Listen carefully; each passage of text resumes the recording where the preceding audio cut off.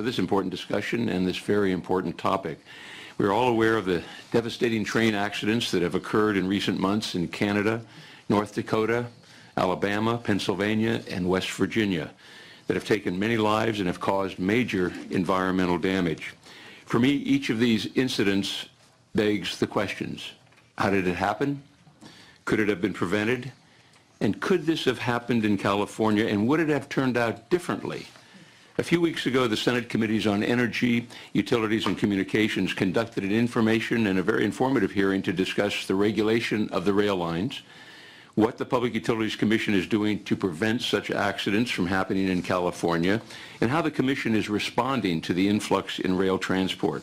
Today, we will be discussing California's preparedness in case a rail emergency does happen.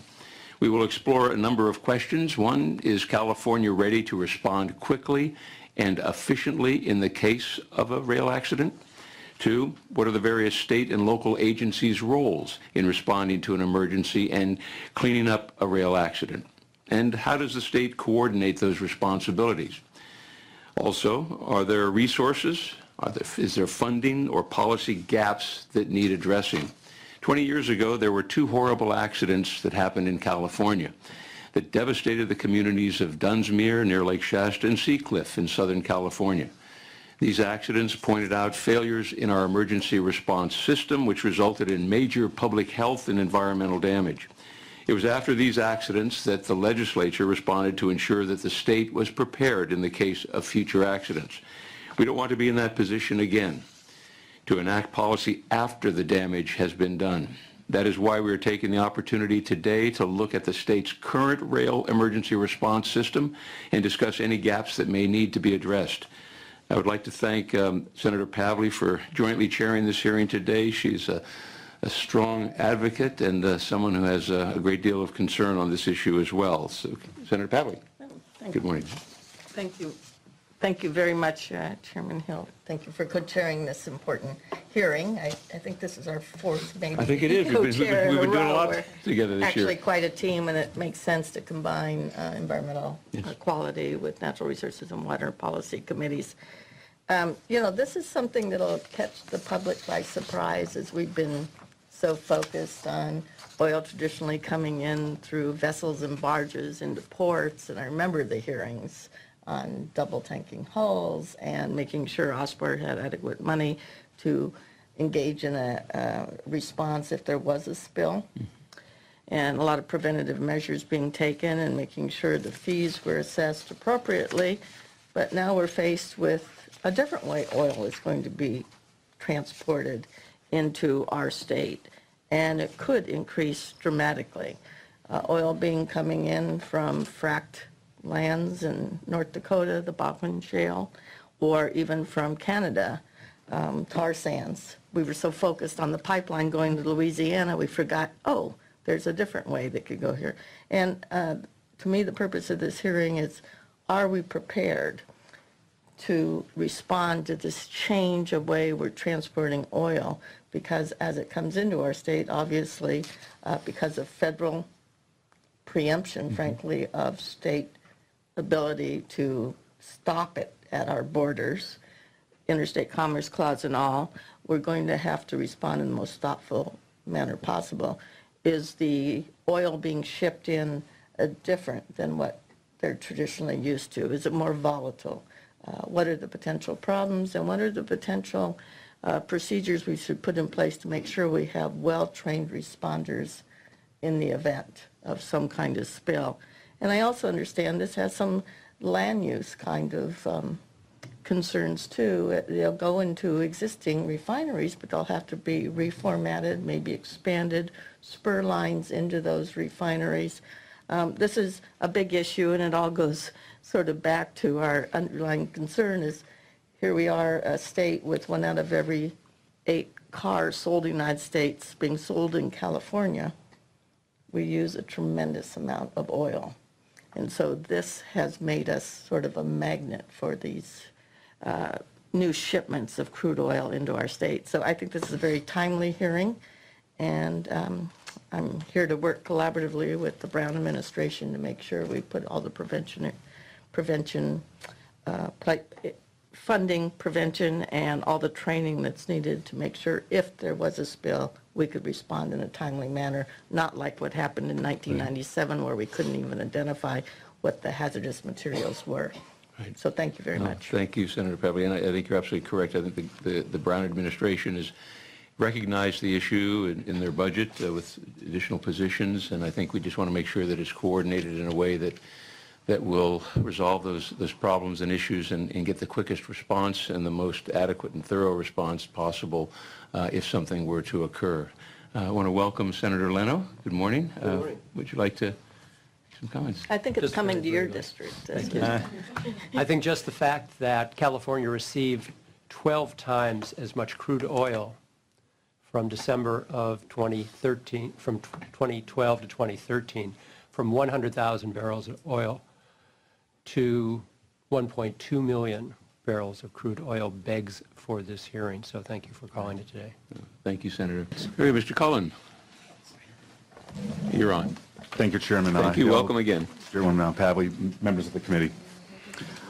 I'm thankful for the opportunity to provide you with a brief overview of California's mature and successful marine oil spill prevention, preparedness, and response program, and a summary of the analysis that we've done specific to the increasing transport of crude oil by rail as we prepare to expand our protective umbrella to cover all waters of the state. On the next slide, you'll see the incident command structure that was introduced to you. So just to highlight, Yes, sir. OSPR's responsibility in this is water. Right now, Marine our current spills. responsibility are to the coastal, otherwise tidally influenced waters of the state, sir. We're not funded for, for the preventative and preparedness And so activities it's inside. tidal influenced water, so it would be not the rivers, not the, Generally not, but I'll Feather explain a little bit rivers, more what everything our proposal paid to by- go forward. everything that comes by. Paid by Yes, sir. vessel. Right. Very good. So the Office of Spill Prevention and Response, or OSPR, is the lead state agency for marine oil spill prevention, preparedness, and response. For oil spills to water, OSPR would be the state incident commander within a unified command, and as you see in the diagram. In the context of this spill scenario that we talked about, and most actual spills, OSPR also fills many roles within the unified command structure for spill cleanup, environmental protection, wildlife rescue, investigation, damage assessment, and restoration. And as you've heard today, our colleagues would be responding in a coordinated fashion with us and other aspects of the emergency. And in the next few slides, I'll speak to OSPR's response specifically. OSPR's current funding and program was created to address marine oil spill threats. For this, OSPR maintains robust and well-integrated programs of prevention, preparedness, and response that are depicted here as rings representing three colored shields to collectively provide best achievable protection to the environment.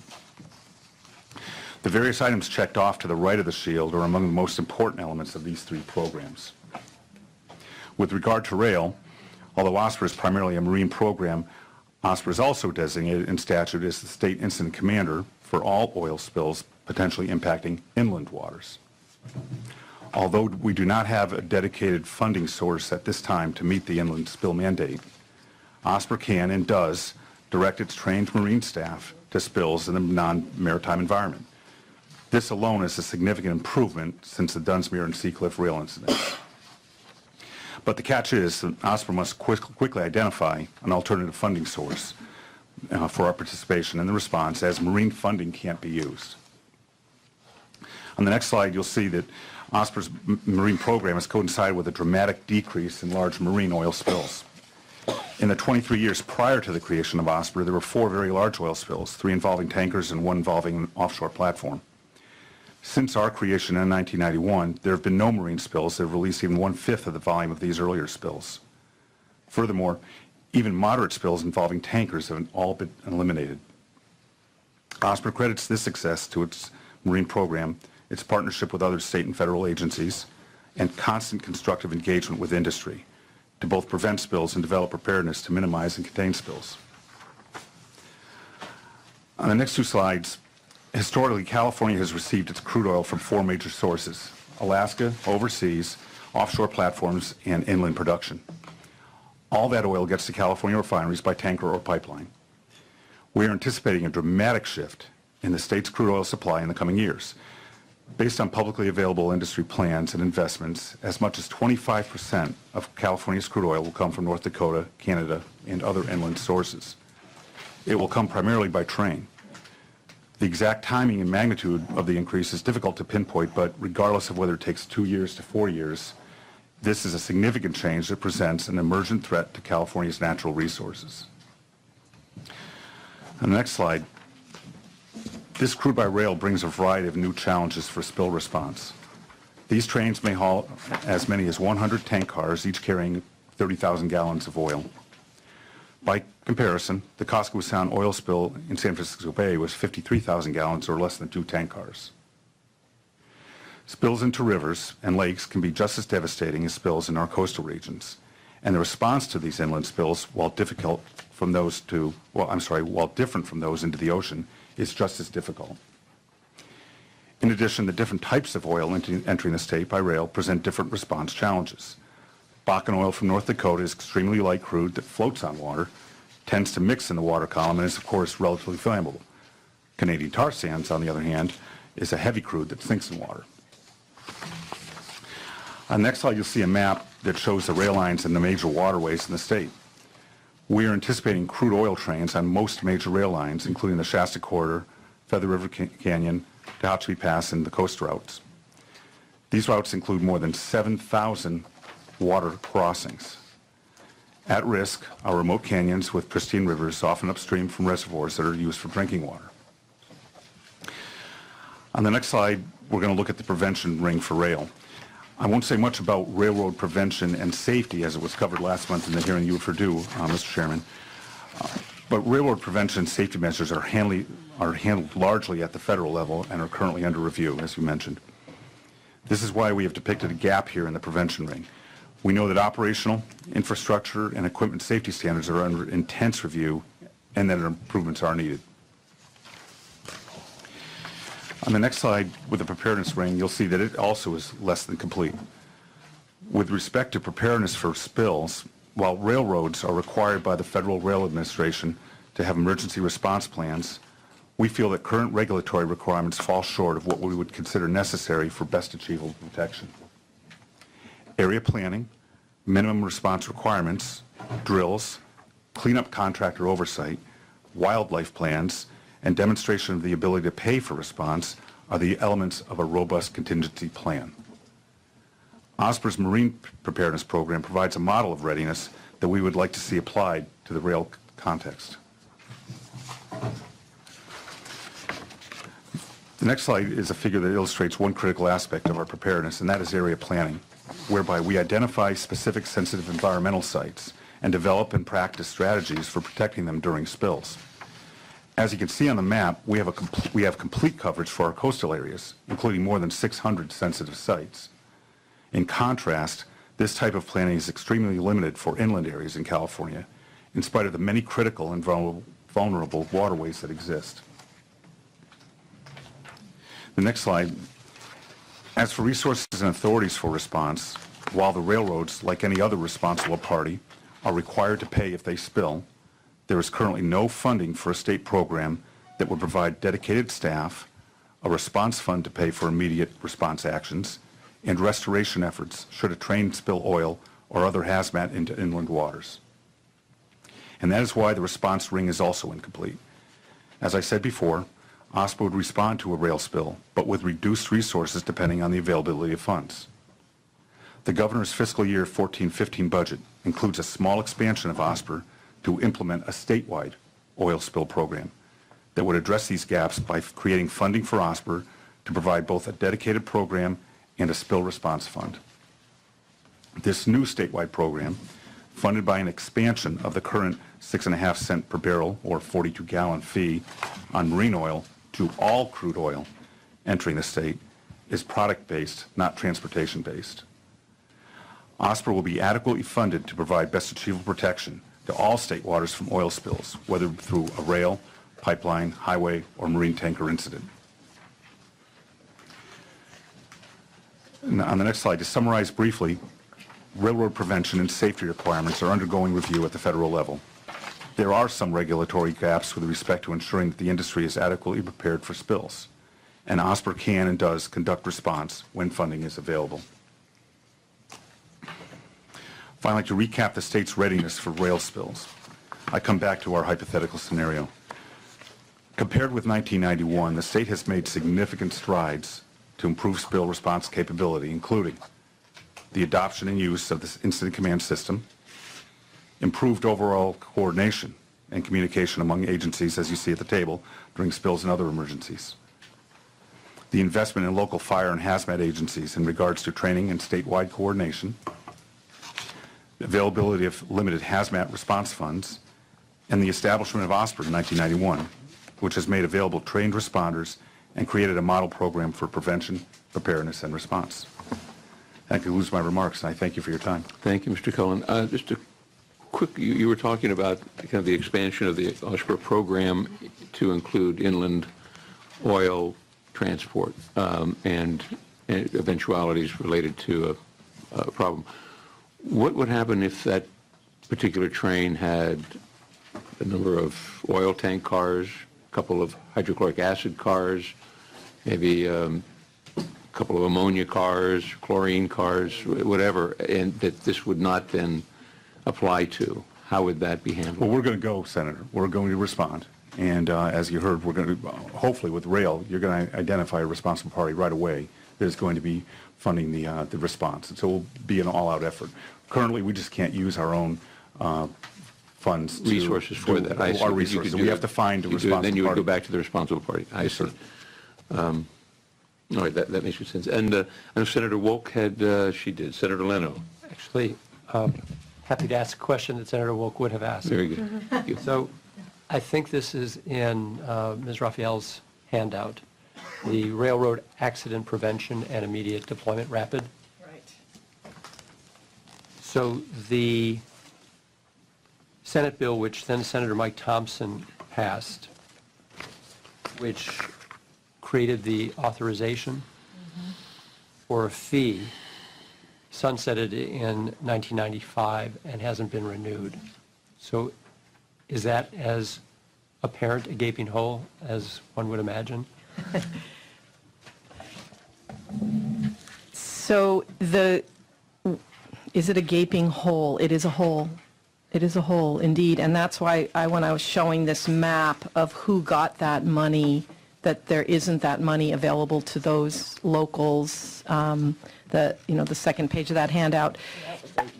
Yeah, well, in 9/11, after 9/11, there was a good deal of Homeland Security money that came in and supplemented that rapid. So the rapid money died out in 95, and 2001, you got another spurt of funds, and now we're sort of tailing off on those funds as well. So, yeah.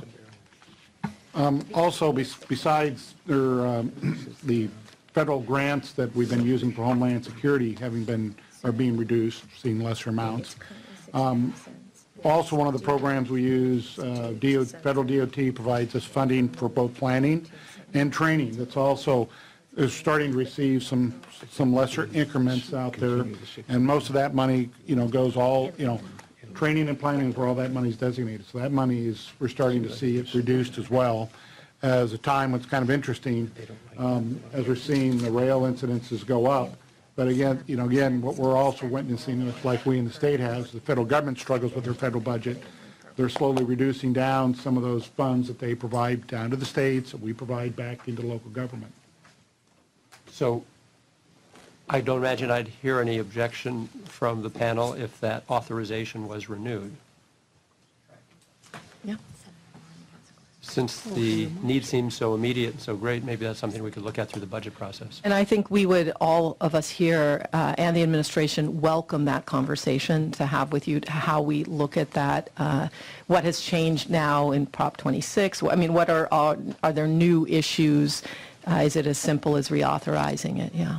And Mr. Cohen, your point, this is really eye-opening, that the Costco-Busan incident in San Francisco, which spurred any number of attempts at legislation, I know by Senator Hancock, I believe then Assemblyman Jared Huffman, as well as from my office. That spill was equal to 1.5 railroad cars. That's correct, Senator. Just And the average of the 5 accidents that Chairman Hill referred to from last year, the average number of cars that released product were 20. 20 cars. Then you also talk about how successful recovery of oil was in that particular incident. It was unusually high, Chief, and thanks for mentioning that. We recovered about 47% of the product that was spilled, but of course it was a all-out response in a contained area with a lot of resources available. And some of the scenarios that we're talking about are in some of the more remote parts of the state. Equipment currently isn't located, that closely right now, and so we're going to be working with industry and our partners to try those preparedness aspects. And then I didn't follow one statement that you made, so if you could clarify for me, please. You had said that OSPR is interested in a similar response for rail equal to its marine, but then at the same time you said that, and that's because we have no dedicated state resources for that purpose. Correct. Then I thought I also heard you say that the fees that are in place that funds OSPR are based on the substance that's spilled, not the manner of transportation. It's an oil-based program, not transportation center. So Right. basically, we assess the fee at marine terminals for oil coming into the state by sea. And then for some of the refined products that might exit the state, going to other places. But right now, we're recommending taking that same fee, not increasing it, but simply expanding it to hit all oil that is moving into the state to the Marine or refineries, collecting it otherwise. at the refineries, that choke point, because it's all going to a refinery. And then once it pays at the refinery, it provides the protective umbrella, as I described it, the prevention, preparedness, and response aspects statewide, all state waters. And I think really what we're saying is that as less is coming in by sea, we need to adjust where we're going with the new product and how it's being delivered. Well, I think this, Chief, yeah. this slide shows a lot. It's that gap that That we... 25% that's new, coming in by rail. And obviously, the need is changed, and where we We have need to to adjust to how the response. industry's doing it. Sure, and Senator Monin, welcome, and you had a question? Senator Pavley? I assume in the event of incidents or spill, OES is the incident commander in a unified command, not necessarily. Negative. Actually, when you look at this, look at the slides we've actually provided, we're actually not the IC at all. We are coordinating agency, and only at a time, if the governor were to designate that under state of emergency, He could. we would do that. But if things work the way they should, in the way, the whole incident command system and the national incident management system is all predicated on how California does business. We're the model. So Region 9 under EPA would be the... Nope. Again, they may be at the table with us, but in reality, several of the agencies here have jurisdictional responsibility. Those jurisdictions will sit in unified command and make some decisions, and we'll have one individual that'll be providing direction, but it is actually a unified response. The incident objectives and the operational objectives to get that done will all be written and given direction how we're going to... I'm familiar how wildfires work, and they really have a seamless communication program on the ground between the different agencies. The whole incident command system born out of the 1970 in California actually provides us the model for all incident responses, all risk. And so much how we do wildland, we're going to handle everything else, whether it be a high-rise fire, a hazmat incident, anything in the But state. still frustration on the ground and for fires in dealing with federal governments, whether it's in national forests or whether it's with the military. There's still a few kinks to work No out. different than I think, as our colleague representing the Koopas would tell you, the frustrations that they have dealing with the states sometimes, Yeah. or vice versa. And I mean, again, but, the folks there have a responsibility, protection of life, property, and the environment. They've got the responsibilities to get done. And I think, during a time of emergency, that comes together better than why we're working on planning or at this point out there. I had one final follow-up question to Mr. Cullen. So fees would be collected at refineries, whether it's marine or coming by rail, correct? And there's a way to obviously monitor that. And In a perfect world, it would almost be like a toll plaza. Every place oil would come in, you'd collect there, but of course, that's not practical. Right. We know that unlike a toll plaza, cars are going to scatter all over the state. All the oil coming into California is going to a refinery. refineries, We're working one with of DOE. 6, we think. Well, there's about, my information is there's 20 refineries. California is sort of a fixed capacity. Of those, 14 are set up to process crude. So there'd be Okay. 14 refineries that we'd be mainly Okay. looking at. And so they would be collected through that. It would just expand, but you would have to be differently trained, I assume, from what you do on the marine versus There may be inland. some slight differences, You Senator. mentioned just the kinds of crude oil that comes in. Bakken is a lighter crude. Tar sands is heavier. It reacts differently. You mentioned that. So I assume there's a training component needed in a budget change proposal, or? We're primarily an oil Just spill shifting. office, and so therefore, it'd be very easy for us to expand into the state. And as a matter of fact, we already are responding to many oil spills throughout the state. You know, we get the reports from the dispatch center, the warning center at Cal OES, and there's several thousand a year, and we, get the notice right away, and we'll take a look at them. We have various specialties within OSPA right now, investigators and environmental folks that are on a pipeline spill right now down in Wilmington. And they know the protective measures and how to handle, these types of spills. And my final question is back to the placards and how you know what's in it.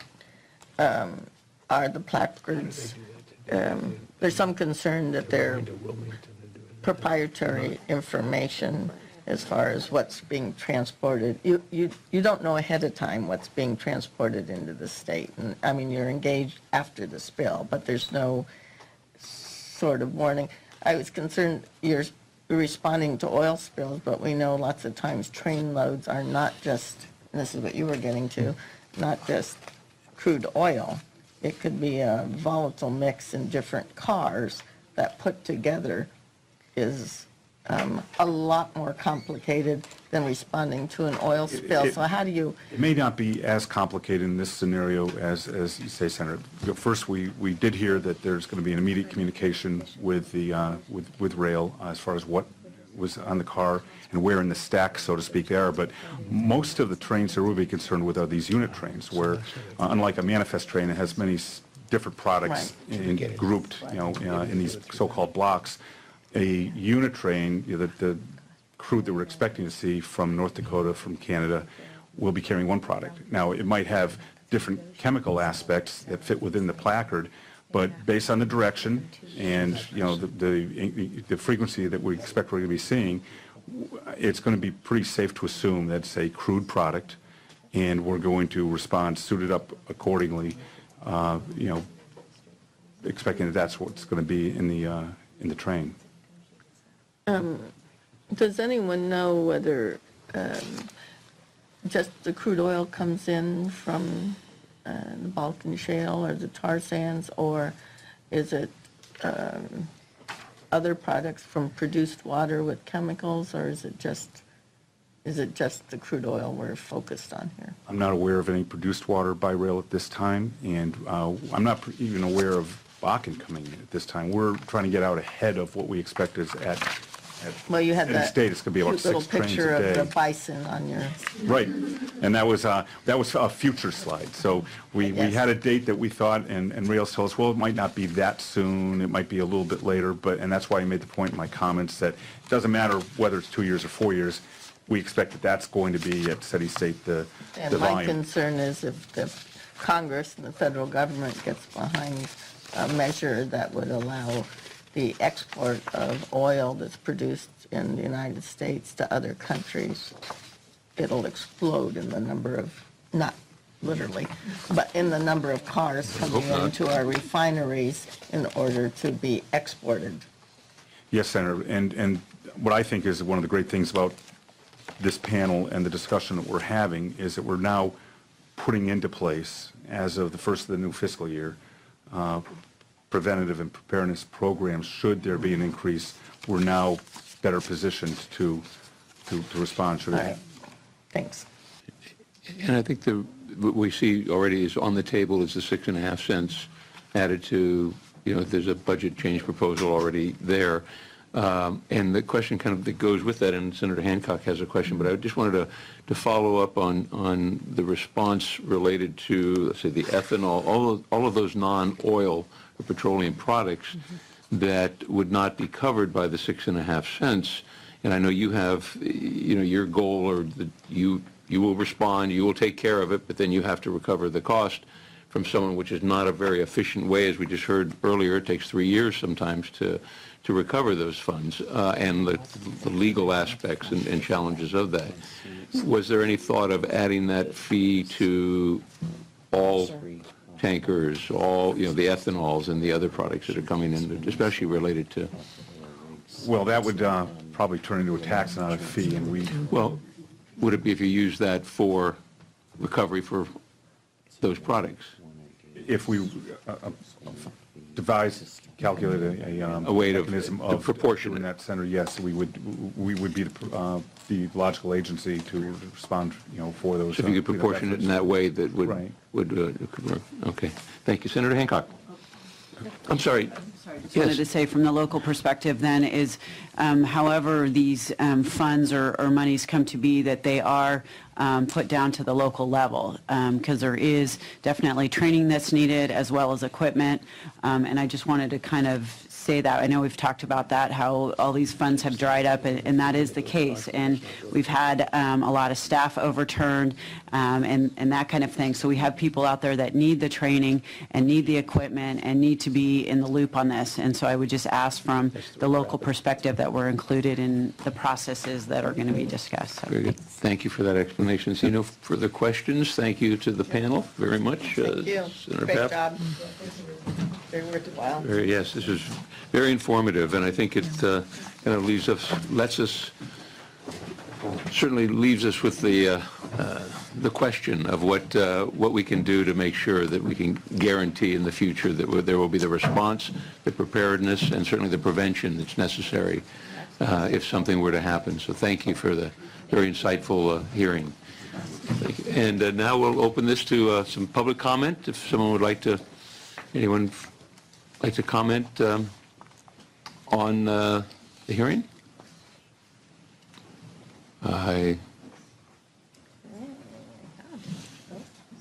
If you'd like.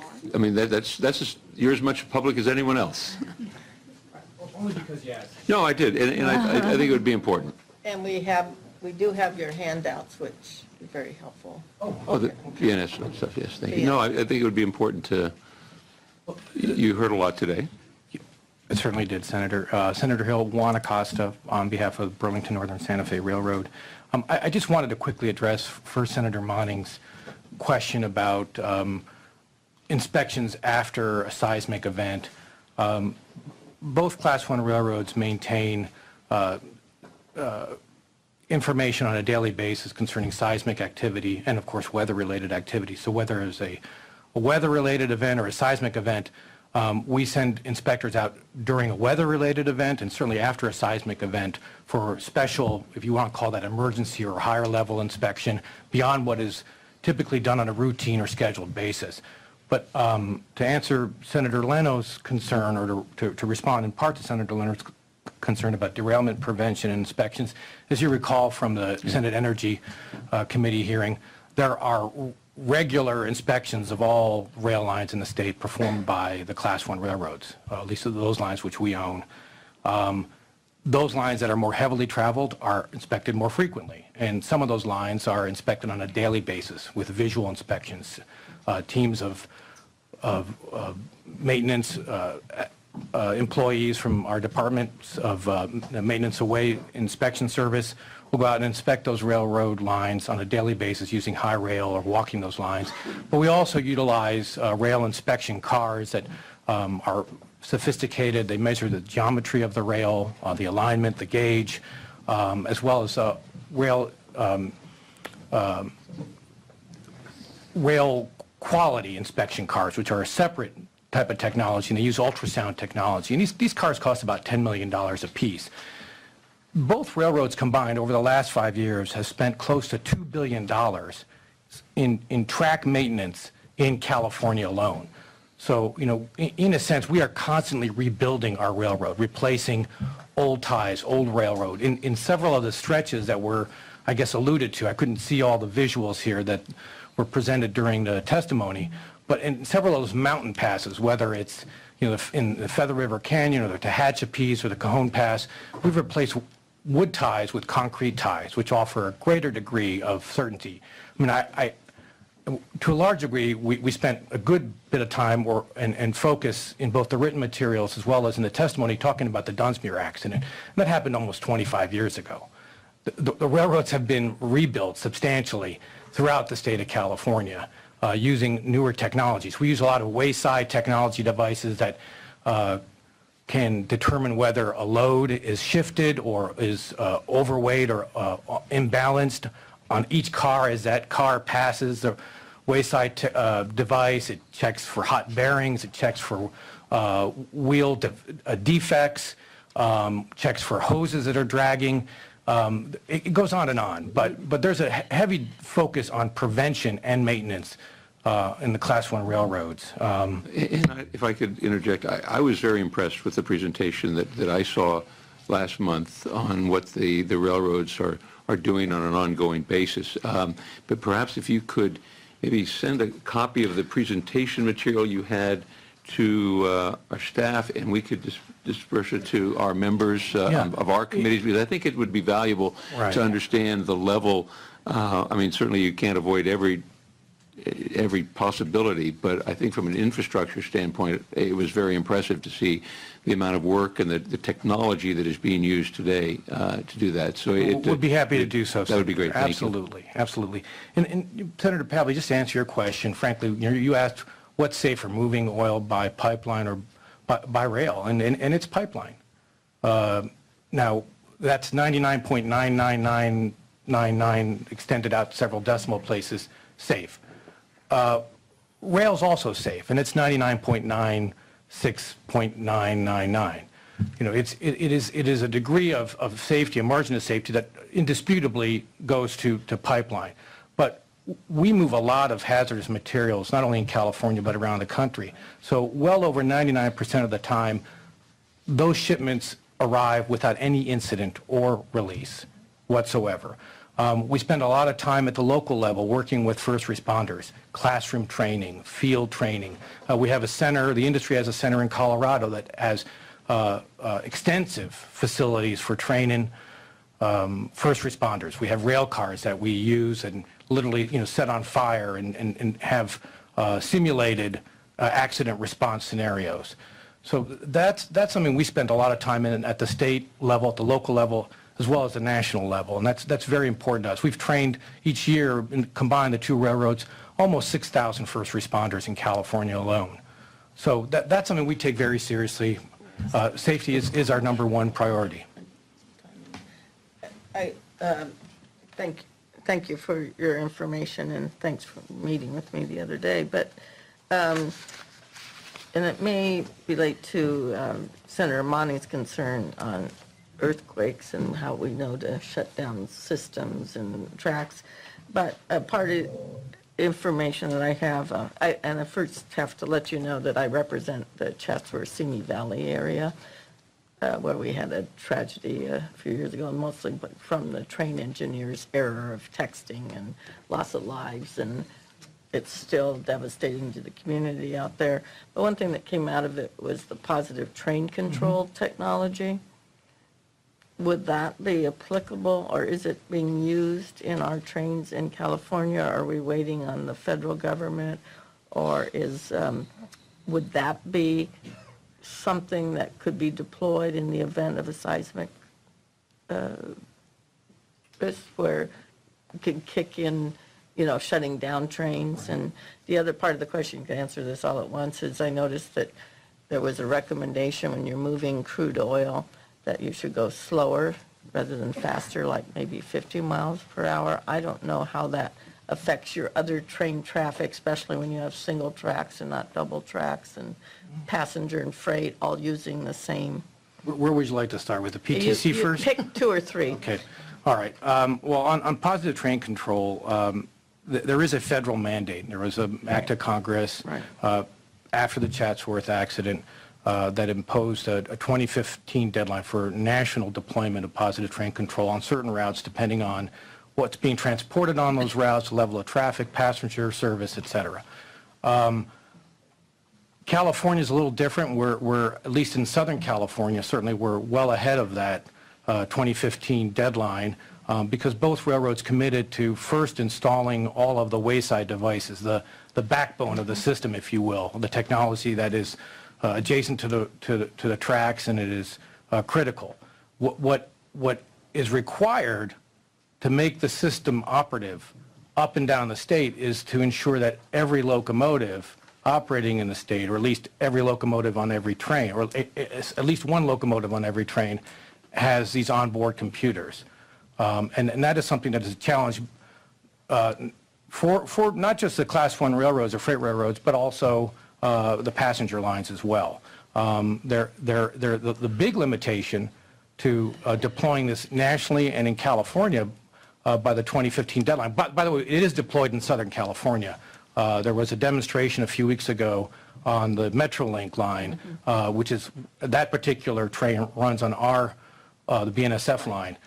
So this is a technology that is being deployed in California ahead of the deadline. But nationally, ironically, the issue is you need antennas to transmit the data by way of cellular technology. The railroads need about 20,000 antennas each year to meet the 2015 deadline. The FCC is only able to process about 7,000 applications a year total, and that excludes the railroad applications. So there's a limitation of capacity at the federal level, and that's been an issue at several recent congressional hearings. So we're confident that we can deploy that technology in California. Whether it could be deployed in the event of a seismic. I just was curious. Yeah, I don't, the PTC is a safety overlay. It's meant to prevent a train from exceeding its track authority. So prevent it from going through a red light or a yellow light, or exceeding some authority established for maintenance away safety. So I don't know that it has applicability there. It's an interesting question. I hadn't really thought about it, frankly, but I'd get back to you and see if that makes some utility there. Does that cover most of what we wanted to cover? Okay. I don't want to take Thank you very much. Thanks for the testimony and the comments. Hi, good morning. Morning. Lisa Stark with Union Pacific Railroad. My colleague did an excellent job of commenting on most of the things I was going to comment on, but then to go to Senator Havley's questions on speed restrictions in regards to crude, I thought it would also be pertinent to talk just in general how the federal response and the railroad's response to moving crude by rail is moving forward. And actually, just after we had the hearing last month, there was a voluntary agreement that was reached between the Association of American Railroads, which represents the railroad industry in the United States. The agreement was also with the U.S. Department of Transportation, the Federal Railroad Administration, which has regulatory authority over the railroads, as well as the Pipeline Hazard Material and Safety Administration. And so essentially what that voluntary agreement outlines is several things that will govern how the railroads are treating the movement of crude. One of those says that the railroads will decrease speeds where you have 20 or more cars of crude on one train to 40 miles per hour. Right now, the rail standard for that is 50, so that will be reduced. Some of the other things that came out through this rail safety agreement is looking at what type of assets the railroads have available or standby on contract to respond to any type of incident that may occur. So we'll be providing an inventory of those on our systems, and then being able to share those with local and state responders as well, so they can see what we have in place. Braking technology will also be put into place where we don't have it. I can tell you that with Union Pacific and the Class 1s generally use this anyway, so it's not a large change. But in the makeup of our trains, going to something that provides additional braking power if you have any type of incident that requires an emergency stop. That would include us putting locomotives, which we call distributed power, where you have locomotives on the front of the train, the middle of the train, and or the rear of the train. All those locomotives are communicating all together, so if you go into an emergency braking situation for whatever reason, the train can stop more quickly. As you know, it takes a long time to stop a freight train in motion, but that is another built-in safety that we're using in regards to moving crude. Juan mentioned wayside detection systems for track safety that we have in place already that measure a variety of things dealing with the rail cars and how they're operating on the rails. The railroads are going to be voluntarily placing those every so often if they're not already there. I know we're very aggressive on safety, so it may not make a huge difference here in California because we already have a very aggressive program here with those wayside detectors. We will be increasing our track inspections above and beyond what the Federal Rail Administration requires of us right now, and Juan had also alluded to the types of track inspection vehicles we have that go on the tracks that can actually take readings within the rail infrastructure itself to tell us if there are any deficiencies or any issues that need to be addressed. The railroads are also going to be putting forth $5 million as part of a grant and training program to expand what we're already doing with local emergency responders to respond to any incidents that may involve tank cars. And then lastly, community relations. We're absolutely going to continue our outreach, our education efforts on rail safety, all that the railroads do to be safe, as well as to answer questions to local communities that we really know do have a lot of questions. Thank you. And one of the issues I know that we're talking about infrastructure, track replacement, repairs, train, condition and quality. But there's also the human factor. Some of these accidents and derailments have been because of the human factor and errors there. And I know that's a federal issue, something we don't deal with, but I hope that's something that's being addressed and really looked at. We know the airline industry and the quality, but also the redundancy of the systems and in that human factor, and I hope that's being addressed as well with the changes that we're seeing. I mean, between the technology that we talked about in terms of inspection, but more to Senator Pavley's question about positive train control, it's a safety overlay to deal with human error. But Senator, I may have mentioned to you before in a prior discussion, we don't start a meeting without a safety briefing. In a conference room, we'll sit and talk about safety issues and who's got 911 responsibility, who's got CPR, and where do we meet in the event of a weather event? Where do we take a head count? Right. And that's even more so the case in the field, where our employees recognize the fact that they depend on one another to get home safely. I mean, the railroads invented this concept of giving employees large pieces, expensive pieces of equipment and lots of expensive freight, and then sending them off on their own. So the regimen of safety has been something that's long been a focus of the railroads. There was a time when railroads were as dangerous as mining as far as employee safety is concerned. Today it's safer to work for a railroad than it is to work in a grocery store. And that's because of a commitment to and a focus on safety, individual safety and safety commitment to one another. Thank you very much. I do want to give Mr. Manning an opportunity to make some comment. We do want to wrap up as quickly as possible. I'll try to be short, Mr. Chairman. Thank you, Ed Manning, on behalf of the Western States Petroleum Association. I think the testimony from my colleagues representing the rail industry speak to how seriously everyone is committed to making sure the safety issues are addressed. I'd like to address just quickly a couple issues that were raised during the hearing. The industry acknowledges on the marine side that there's a funding gap, in part because we're not bringing in as much crude oil by vessel as we used to. And we worked last year to try to extend the sunset in Mr. Huffman's increased fee bill. It fell apart at the end. We're engaged. We support doing that. We support the program. We think it's critically important. And the marine environment is very unique because there are no first responders. You don't call a fire department, a CUPA. You have to be ready. You have to have dedicated resources, and you have to have vessels. You have to have booms. You have to have dispersants. It's a unique program, and we think OSPR does a good job there. We do think, however, that just simply overlapping, putting OSPR over everything that already exists inland is not necessarily a good idea and doesn't really respond to the problem.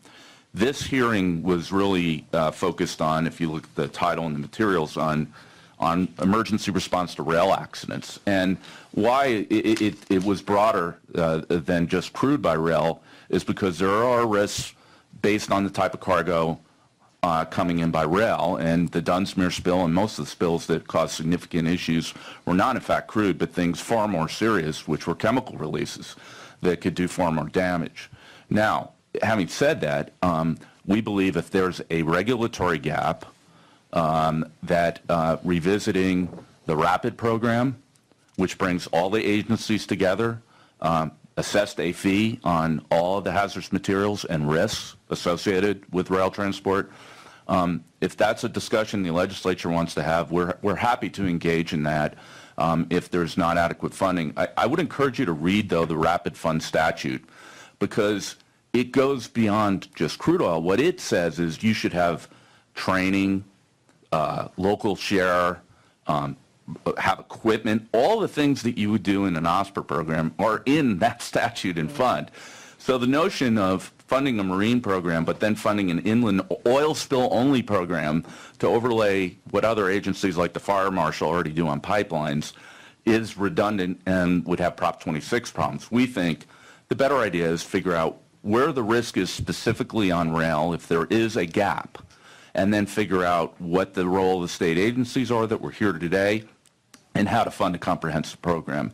And that's a discussion we want to engage in with the legislature this year, as well as funding the marine program, which is critically important. Mr. Manning, one question.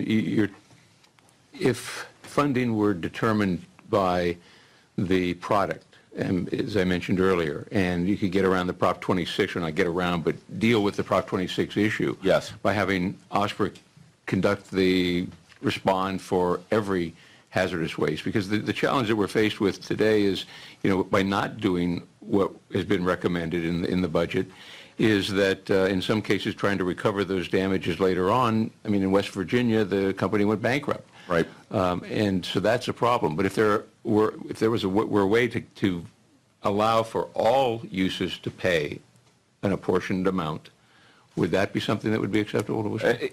I just think the role of OSPR is somewhat misplaced because their specialty is really oil spills. And in a rail setting, you could have hazardous substances of various kinds which bring in all different types of expertise. That's why you had DTSC here, you had the water boards and the CUPAs. There's a reason it's a joint program. And you also have the issue of first responders, because in these remote locations, OSPR's resources are dedicated on the coast. Most of the vessel traffic is coming to San Francisco Bay and LA Long Beach. So we know where the assets need to deploy. If you looked at the maps you have, that's quite a bit of territory to cover. So I think the answer from our perspective is we put in place a program after Dunsmuir that seemed to work. The fee sunset. I don't know why. But it certainly seems to be a structure that would work. And OSPR plays a role in that, but so do many other agencies.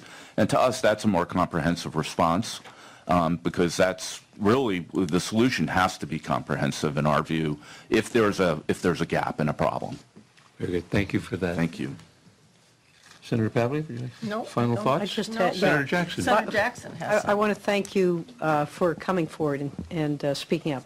Obviously, safety has to be important to everybody because, it affects the ability to do business here, and certainly it affects quality of life issues, safety, and the profit bottom line as well. And so I think that is helpful. I'm wondering, I have two questions. One is, do you have a fund, if you will, sort of an emergency fund, so that, or some kind of an insurance program or something where if there were to be an emergency, and frankly, just the odds, if we're transporting more things by rail, it's just going to happen at some point, no matter how we try to be careful, and as mentioned, it may be human error, and human error is always a possibility, no matter what we try to do.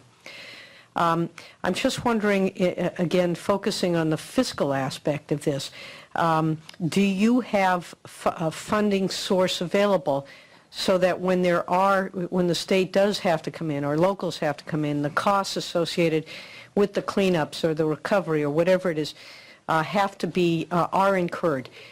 Do you have some mechanism to reimburse for those expenses, or how is it generally handled? I mean, do we end up having to go to litigation over it? What kind of policies do you have to address these, the cleanup aspects, the fiscal aspects? The Class 1 railroads obviously maintain insurance policy, environmental coverage for significant or catastrophic incidents. We also self-insure to a significant degree as well. There are cleanup costs that we incur throughout our system. Both on a smaller scale, might be 5-gallon, 10-gallon release of some recycled oil inside a rail yard, which we have to clean up. We've got to report. So we bear the cost of that, but also larger, much more significant incidents that historically the railroads have paid for. So there is that mechanism. So there's that financial capacity to pay for reimbursement or as a responsible party to cover the costs of cleanup. Yeah, on an ongoing basis. I'm assuming you have capacity. I'm hoping you have capacity. But in terms of what you do, what kind of infrastructure or kind of reserve do you have for those incidents? And do you have some kind of policies that say, yes, we are responsible, here it is, or do we end up doing sort of the litigation dance? I mean, is there... Well, the question about and I guess this comes up in the context of one of the witnesses' mention of the propane or the cleanup for the accident in Roseville that involved some propane car on an industrial property, and it took 2 years to recover that. I don't know the facts there, Senator, so I don't know if there was a legitimate issue and dispute about whose responsibility or what the costs were. But, we're a responsible party, and we pay cleanup costs. In fact, we pay out of pocket our initial response costs because both railroads maintain, hundreds of forces or staff internally as first responders, as well as additional resources on a contract basis. We maintain, firefighting equipment, foam trucks, other resources used in responding to a hazmat incident, cleanup equipment, as well as other equipment that are used in testing post-accident. So that's a direct out-of-pocket cost that we bear in response to an incident, each and every time there's an incident, regardless of the scale. And in terms of reimbursement to the state or local government, that's something we have done. It's demonstrable. We've paid those costs in the past. I don't know that each and every instance there is no issue. I can't look back sitting here today talking to you saying that there's never been an issue in terms of an actual factual or legal dispute about coverage or scope of responsibility or dispute about the costs. Okay. Probably a poorly phrased question. And you don't have to answer. I'd be interested in what the history is. It's just my hope that we're not battling over things that are obvious. I understand battling over things that we don't necessarily agree on, but some of the issues are fairly obvious, and it's my hope that we don't end up having to, get into huge battles over that. I just worry about, again, with us cutting back and with the mandate of the governor that says unless it's absolutely critical, and yet with the additional burden on the system, the response, emergency response, I would consider critical. So I'm just looking for sort of your approach to this and your attitude in how we reimburse so that we can continue to be, have the resources there if and when we have another disaster. Yeah, great. Yeah, if I could just one comment, because the tank car fire in Lincoln's been brought up several times. That actually was not a railroad-related incident. That was, and OES probably knows more because they're the ones who had to seek the reimbursement from what essentially I think ended up being one of the railroad customers. However, even though at the time when that tank car fire occurred, and Senator Jackson, because you've asked what our attitude basically is in terms of response, Union Pacific knew at the time that was occurring that probably was not a UP related incident. However, we had the technical expertise, we had the emergency response capability right there on the ground. We are the subject matter experts in responding to that type of an incident. So we deployed our own resources at that time with no concern over how we were going to work out fiscal arrangements for that later. We had our claims department being ready to mobilize as well so that they could go out to the citizens who are being evacuated. They could show up and they could offer hotel vouchers, food vouchers, whatever those residents would need when they were evacuated from that site. So that's the type of response that you're going to get from the railroads when there's any type of incident. Thank you. And I won't ask my last question. Mr. Manning will maybe have a conversation, but I do appreciate the opportunity to try to address, if you feel that OSPR is not the right approach, but we need to have some kind of mechanisms. So I think that's a conversation that perhaps hopefully was stimulated by We're today. working on it. Thank you, Very much Mr. so. Chair, for holding this hearing. Thank you very much, Senator Jackson, and thank you for coming forward and doing this. And thank you all again for participating today. The hearing is adjourned. Thank you.